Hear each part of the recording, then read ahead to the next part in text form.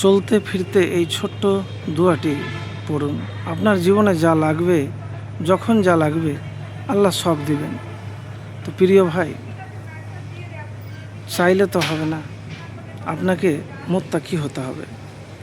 আর মুত্তাকি হওয়া এটা মৌখিক খুব সহজ ব্যাপার নয়। আপনাকে মেহনত, পরিশ্রম এগুলো তো করতে হবে। তো চলতে ফিরতে এই দোয়াটি পড়বেন, হাসবুনাল্লাহু ওয়া নি'মাল ওয়াকিল, হাসবুনাল্লাহু ওয়া নি'মাল ওয়াকিল, হাসবুনাল্লাহু ওয়া নি'মাল ওয়াকিল। এবার প্রশ্ন করবেন, এই দোয়া তো আমি পাঠ করি, কিন্তু আমার দোয়া কেন কবুল হয় না, আমার প্রয়োজন কেন পূরণ হয় না, আমি এত কষ্টে আছি। দেখেন, আরেকটি হাদিস আছে যে আল্লাহ যাকে ভালোবাসেন তাকেই দুঃখ কষ্ট দেন, আল্লাহ যার মঙ্গল চান তাকেই দুঃখ কষ্টে পরীক্ষাতে ফেলেন। তো পার্থিব জীবন এটা নয়, আসল জীবন হলো পরকাল। তো আল্লাহর প্রিয় বান্দা হতে হবে, আল্লাহর নৈকট্য হাসিল করতে হবে।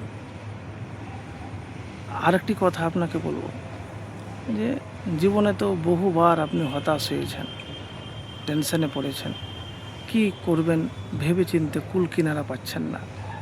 তো প্রিয় ভাই, আপনাকে এতটুকুন বলবো, এই জীবন আল্লাহর উপর ছাড়া কোনো কারোর উপর ভরসা করিয়েন না, আল্লাহর উপর ছাড়া কারোর উপর ভরসা করিয়েন না। দুনিয়া এটাই আপনাকে বারবার শিক্ষা দেবে যে আল্লাহ ছাড়া দুনিয়াতে কেউ আপন নয়।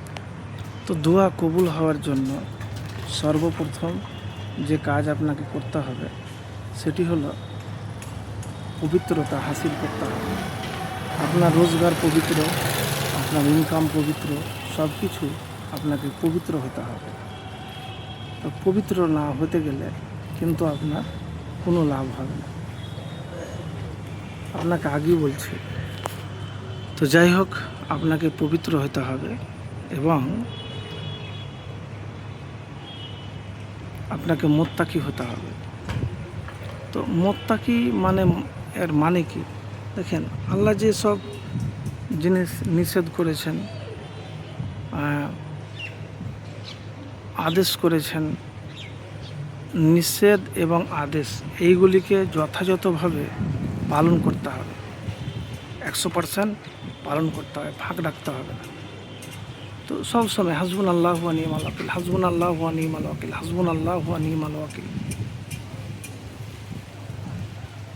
এই ছোট্ট একটি দোয়া চলতে ফিরতে সব সময় পাঠ করবেন।